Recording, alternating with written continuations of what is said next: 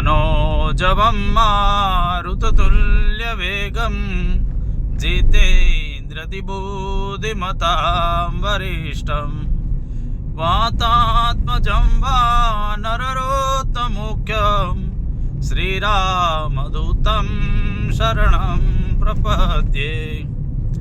મિત્રો, આજે આપણે વાત કરવાની છે નાસિક દેવબાપા આશ્રમ જવું તો કેવી રીતના જવું। જે ગુજરાતમાંથી આવતા પેશન્ટો છે અને જે એસટી બસમાં આવે છે, તો એસટી બસમાં આવવાવાળાને CBS ઉતરવાનું સેન્ટ્રલ બસ સ્ટેન્ડ, અને ત્યાંથી લોકલ બસ સ્ટેન્ડ બાજુમાં ત્રંબકેશ્વરની બસ દર 5 મિનિટે મળે।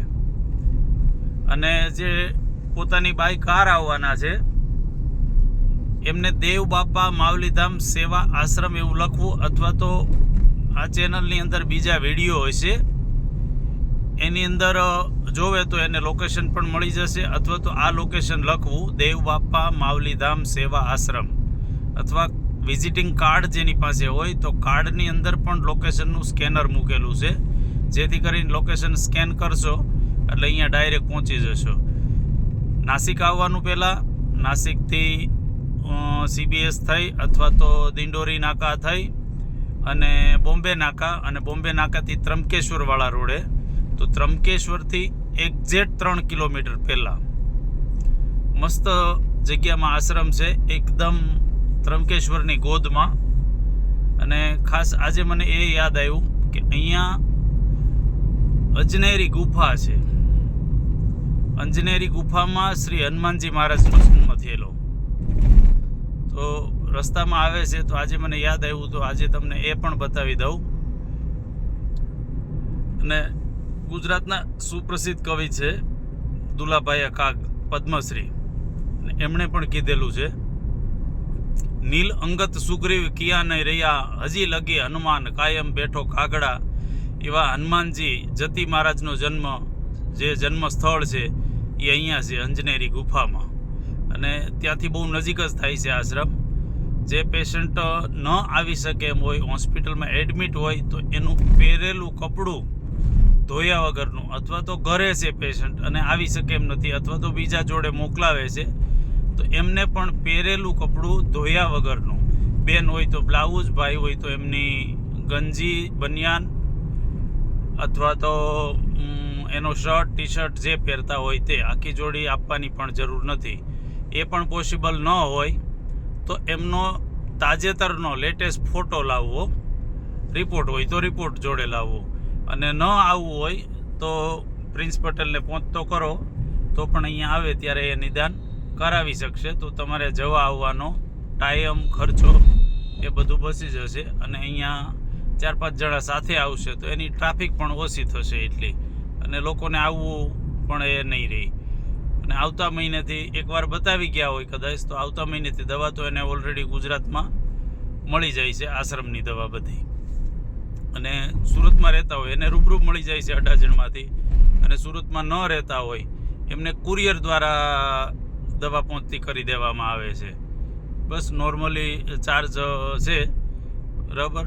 Cancer, HIV, kidney, heart, thalassaemia, કોલોમિયા એવા વધારે પેશન્ટો આવતા હોય છે, અને 80% ઉપર લોકોને રિઝલ્ટ મળતા હોય છે। આ તમે જે જોવો છો એ નાસિકથી ત્રંબકેશ્વર જવાનો રોડ છે, એટલે બાય રોડ આવતા હોય તો આ રોડ પર જ આવવું પડશે। બસમાં આવશો તો પણ આ રોડ આવવાનું છે, અને બસમાં આવો તો ત્રંબકેશ્વરની બસમાં બેસવાનું, અને તુપાદેવી બસ સ્ટોપ અથવા ફરસીવાલે બાબાની ટિકિટ લેવાની, એટલે બહાર મેન રોડ પર ઉતારશે, ત્યાંથી એમને ઓટો પણ મળી જશે। એ જગ્યા પણ બતાવીએ કે ક્યાં ઉતારશે એમને એ, અને કેવી રીતના આશ્રમ પહોંચવું તે। એટલે કોઈને કંઈ બીજા પ્રશ્ન હોય, દવા લેવામાં અહીંયા આવ્યા હોય, મરાઠીમાં બોલ્યા હોય, ન સમજાણું હોય, તો એ પણ વિડીયો મૂકેલા છે, તો છતાં વિડીયો ન મળે તો એમને ફોન કરીને પણ પૂછી શકે છે કે ભાઈ કેવી રીતના લેવી, ત્યાં મરાઠીમાં સમજાવ્યું હતું એટલે અમને બહુ સમજ પડી નથી, અથવા તો યાદ નથી રહ્યું। અને દવા લેવા આવવાવાળા ભાઈ હોય, પછી બનાવવા ઉકાળો બનાવી દેવાવાળા, જે ટ્રીટમેન્ટ ઘરે કરવાની હોય છે, આપણે ચેક કરવાનો છે, લેબ કરવાનો છે કે ઉકાળો બનવાનો છે, એ તો મોટે ભાગે બહેનો કરતા હોય છે, એટલે એમને વિડીયો બતાવી દઈ તો પણ એમને સમજાઈ જશે. પણ યોગ્ય રીતે દવા લે તો એનું વધારે સારું રિઝલ્ટ મળતું હોય છે. અને બીજો કાંઈ પ્રશ્ન હોય તો પણ પૂછી શકે છે. અને વિડીયો એમને ન મળે કદાચ તો આ ચેનલ સબસ્ક્રાઈબ કરે અથવા લાઈક કરે તો પણ બધા વિડીયો એમને મળી જશે અને આવી જશે. ને કોઈને જરૂર હોય તો એ પણ કહી શકો છો કે ભાઈ હું ત્યાં જઈ આવેલો છું, બરાબર, ત્યાં સુધી ન જવું હોય તો કપડાં છે, ફોટો છે એ પ્રિન્સ પટેલને પહોંચતો કરી દો તો પણ અહીંથી સુરતમાંથી દવા અથવા ગુજરાતમાંથી દવા એમને પ્રાપ્ત થઈ શકશે. આ આશ્રમ મસ્ત પર્વતની ગિરિમાળાઓ વચ્ચે છે. ચોમાસામાં તો અહીંયા વાતાવરણનો નજારો જ કંઈક અલગ જોવા મળે. એકદમ હિલ સ્ટેશન જેવી ફિલિંગ આવે અને મનને એકદમ આહલાદકતા મળે. જો મિત્રો જોઈ શકો છો આપ, અંજનગીરી तीर्थ हनुमान जन्मस्थळे आपका स्वागत करता है. અહીંથી 300 મીટર અંદર જ્યાં અંજનેરી પર્વત છે અને હનુમાનજીનું જે જન્મસ્થળ છે તે. જે ભાઈઓ આવતા હોય બાય રોડ તો આધાર તીર્થ આશ્રમ આવે છે, ત્યાંથી સ્લો થઈ જાવ. અહીંથી બહુ નજીકમાં જ આશ્રમનો પાટિયું કયો ફાટો કયો તે આવી જાય છે અને અહીંયા આપણે વળવાનું જાય છે. આ સીધો રસ્તો જાય છે ત્રંબકેશ્વર, અને ત્રંબકેશ્વર માત્ર અહીંથી 3 કિલોમીટર છે. એકદમ ત્રંબકેશ્વરની ગોદમાં જ છે, પહાડોની વચ્ચે. બસ આ ત્રંબકેશ્વર 3 કિલોમીટરનું બોર્ડ છે, બરાબર. આ પાસ નથી કરવાનું આપણે. અને જે ભાઈઓ બસમાં આવે છે એ આજે એસટી બસ જાય છે મહારાષ્ટ્રની, એ ત્યાં ઊભી રાખશે અને ત્યાંથી ઉતરીને ત્યાંથી એમને ઓટો મળશે. અને બાકી જે બાય રોડ આવે છે એમને આ રોડથી અંદર જવાનું છે. એટલે આ રોડ પૂરો થશે ત્યાં આશ્રમે જ પૂરો થશે, સમથિંગ 1 કિલોમીટર જેવું છે. અને જે બસમાં આવતા હોય તે ચાલી ન શકે એમ હોય તો અહીંયા ઓટો પણ હોય છે. અને બાકી ચાલીને આવે તો એટલું બધું દૂર નથી કે ન જઈ શકે. નાસિક કમ્પલસરી આવવાનું છે. જે દક્ષિણ ગુજરાતવાળા છે, સેલવાસ, વાપી, ધરમપુર, કપરાડા, એ બધાને નાસિક આવવાની કદાચ જરૂર ન પડે. એ ત્રંબકેશ્વરથી પાછળના રોડે પણ આવી શકે, જવાહર ચારોટીવાળા. અને બીજો રસ્તો ધરમપુર પેઠવાળો પણ છે. અને બાકી સાપુતારા છે, વાસદા, સાપુતારા, વઘઈ, એ રસ્તેથી આવીને સાપુતારાથી નાસિકથી ત્રંબકેશ્વર જવાના રસ્તે જવાનું છે. એકદમ હિમાલયની ગોદ જેવું લાગે. આ એકદમ પહાડી વિસ્તાર છે, ડુંગરા, ચોમાસામાં પૂરી હરિયાળી. બસ અહીં સુધી આ રસ્તે આવવાનું છે.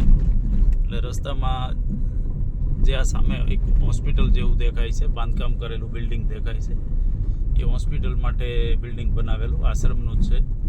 તો ત્યાં બોર્ડ મારેલું છે એટલે અમુક લોકો ત્યાં આવીને અટવાય છે કે ભાઈ અહીંયા હશે એમ નામ લખેલું છે તે. પણ હકીકત આશ્રમ થોડો દૂર છે. જે અહીંથી મંદિર દેખાય છે પણ એ જગ્યા અંદર છે ખાડામાં, એટલે અહીંથી કદાચ પૂરું ન દેખાય. પણ જેમ આગળ જશો રોડ જ ઓટોમેટિક પૂરો થઈ જશે. એટલે આ બિલ્ડિંગ કે રાહ જોવે એવું કંઈ ન કરે. બોર્ડ મારેલું છે પણ આશ્રમ આગળ છે. જો અહીંયા બોર્ડ મારેલું છે દેવબાપા માવલીધામ પંચકર્મ હોસ્પિટલ એવું. તો અહીંયા નથી રોકાવાનું.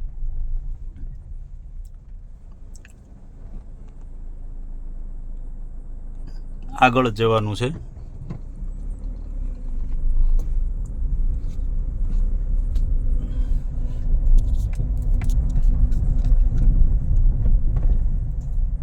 આ રોડ અહીંયા પૂરો થઈ જાય છે. પેંગલવાડી નામનું નાનું એવું ગામ છે. આ આશ્રમનો ગેટ છે. તો અહીંયા આવવાનું છે.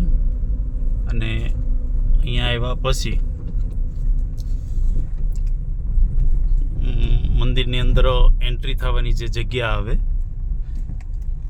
ત્યાં 2 હાથી છે એન્ટ્રી થવાની જગ્યાએ. ત્યાં સાઈડમાં વ્યવસ્થિત બૂટ ચપ્પલ આપણા ઉતારી એને અંદર મંદિરની અંદર પ્રવેશ કરવાનો. પ્રવેશ કર્યા પછી અંદર ટેબલ પડ્યું હોય છે, તો ટેબલ ઉપર બુક મૂકેલી હોય છે. કોઈ હાજર હોય તો ઠીક છે, નહીંતર બુક મૂકેલી હોય છે.